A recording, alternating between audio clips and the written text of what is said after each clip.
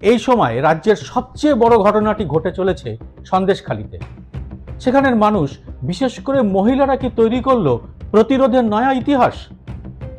শাহজাহান ঘনিষ্ঠ তৃণমূল নেতাদের বিরুদ্ধে সেখানের মানুষের ক্ষোভ আছড়ে পড়েছে রাস্তায়।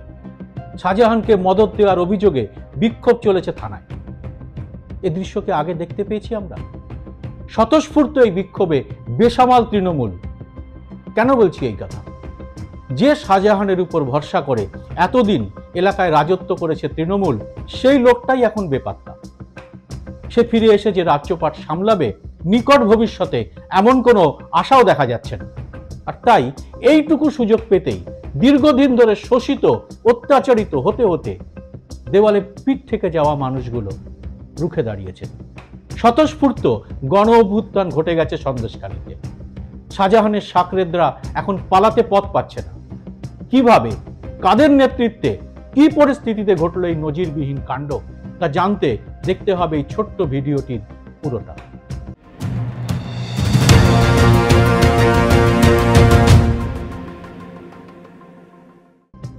নমস্কার, সবাইকে স্বাগত। আমি সুব্রত বসু। যে সন্দেশখালীর মানুষ এতদিন শুধু চোখের জল ফেলেছেন, ভোট এলেই বাড়ি ছাড়া হয়েছেন, আপনজনের লাশ কুড়িয়েছেন, আক্রান্ত হয়ে হাসপাতালে ভর্তি থেকেছেন, সেই সন্দেশখালীতে পাশার দান উল্টে গেছে। এখন শাহজাহানের সেনাপতিদের গ্রামের মহিলা, বৃদ্ধারাও লাঠি ঝাঁটা নিয়ে তাড়া করছেন। ক্ষিপ্ত হয়ে নেতার আলাঘরে আগুন লাগিয়ে দিচ্ছেন, থানা ঘেরাও করছেন, থানায় লিখিত অভিযোগ দায়ের করছেন ওই নেতাদের বিরুদ্ধে। এমন ঘটনা 1 মাস আগেও সন্দেশখালীর মাটিতে স্বপ্নেও ভাবতে পারতেন না কেউ। আক্রান্তরাও প্রকাশ্যে মুখ খোলার সাহস পেতেন না। পুলিশের কাছে যাওয়া তো দূরস্থ। এবারের পঞ্চায়েত ভোটের সময়ও দেখা গিয়েছে সাহস করে মনোনয়নপত্র জমা দিতেও কেউ সন্দেশখালী 2 নম্বর বিডিও অফিস পর্যন্ত আসতে পারেনি। সব বিরোধী দলের নেতাদের অভিযোগ ছিল কর্মীরা কেউ বাড়ি ছেড়ে বেরোতেই পারছেন না, পাড়ার মোড়ে মোড়ে তাদের আটকে দেওয়া হচ্ছে। আর বিডিও পুলিশ টানা বলে এসেছে খেয়াঘাট বিডিও অফিস চত্বর একেবারে ফাঁকা আছে, পুলিশ কর্মী মোতায়েন করা আছে, কোনো জমায়েত নেই, যে চায় সেই মনোনয়ন জমা দিতে আসতেই পারে। এতদিন কারো সাহস হয়নি সন্দেশখালী থানায় বা বিডিও অফিসে গিয়ে ভোট কেন অবাধ শান্তিপূর্ণ হলো না তা নিয়ে অভিযোগ করার। এমনকি শাহজাহান বাহিনীর দাপট এমন পর্যায়ে ছিল যে ভয়ে তৃণমূলের পাড়ার কোনো চুনোপুটি নেতার বিরুদ্ধেও কেউ সোচ্চার হতে পারতেন না। কিন্তু কি ঘটলো গত বুধবার? শাহজাহান নিখোঁজ হওয়ার পর থেকেই এই এলাকায় তৃণমূলের পায়ের তলার মাটি ক্রমশ নরম হতে শুরু করে দেয়। এতে প্রমাদ গুনেছিল এলাকার তৃণমূল নেতারা। তারাও তাই এলাকায় নিজেদের কবজির জোর দেখাতে শুরু করে দেয়। বুধবার সন্দেশখালী 2 ব্লকে তৃণমূলের তরফে কেন্দ্রের বঞ্চনার বিরুদ্ধে এবং 100 দিনের কাজের টাকার দাবিতে সন্দেশখালী থানার কাছে একটি ধর্ণা মঞ্চ করা হয়। এর মধ্যে থেকে হঠাৎই একটি গ্রামের ভেতর মিছিল করার সিদ্ধান্ত নেয় তৃণমূল। মিছিলের সামনের সারিতে ছিল ব্লক তৃণমূল সভাপতি শিবু প্রসাদ হাজরা ও তৃণমূলের অঞ্চল সভাপতি উত্তম সর্দার। মিছিলটি সন্দেশখালী থানার পাশে 7 নম্বর কাছারিপাড়াতে ঢুকে পড়ে। গ্রামবাসীদের দাবি এই মিছিল থেকে তাদের উদ্দেশ্যে হুমকি দেওয়া হয়। মিছিলে যারা ছিলেন তারা প্রায় সবাই অন্য এলাকা থেকে আসা।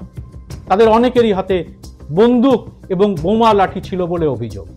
এরপরে গ্রামের মহিলা, পুরুষ, এমনকি বয়স্ক ছোটরাও হাতের কাছে যে যা পেয়েছেন তা নিয়ে ওই তৃণমূলের নেতাদের তাড়া করেন।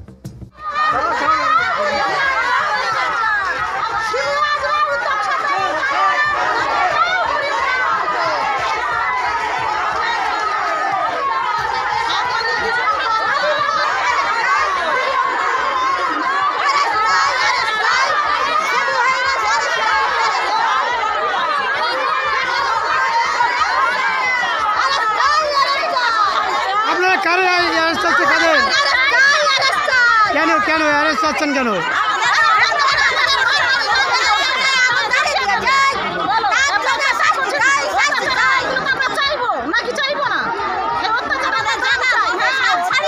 কি চাইছে কে?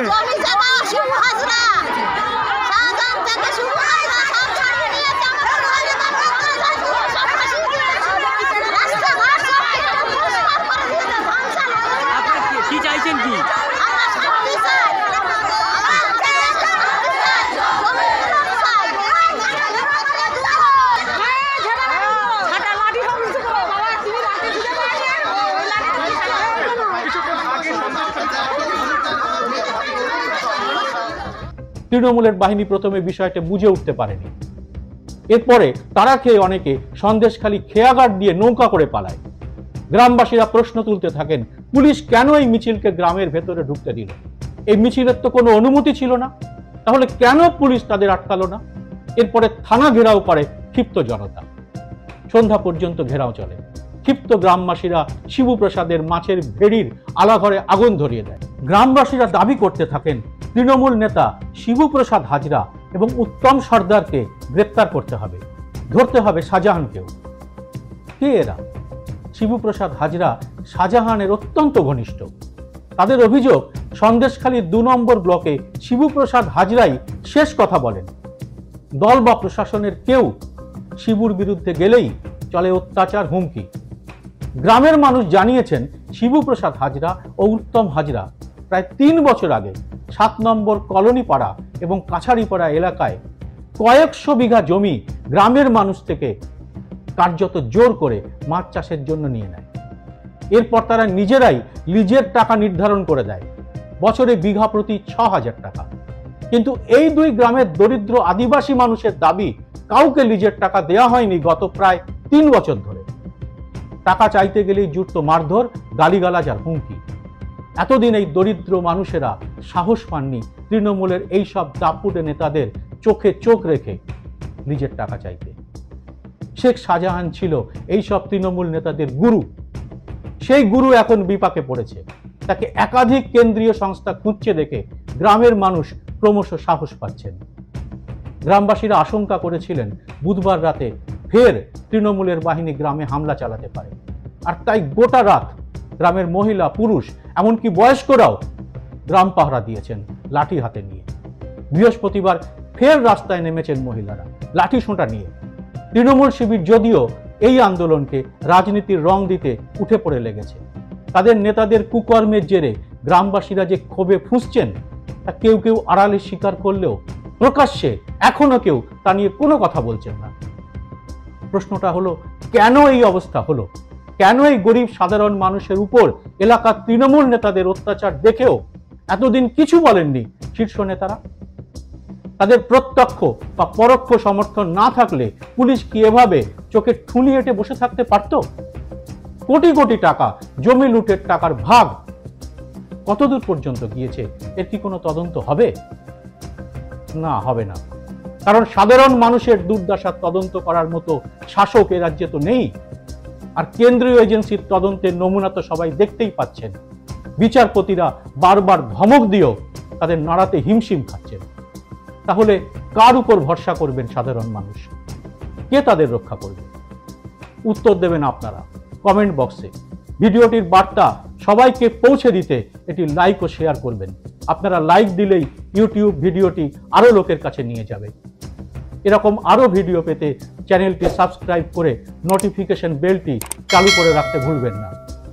জয় হিন্দ, সত্যমেব জয়তে।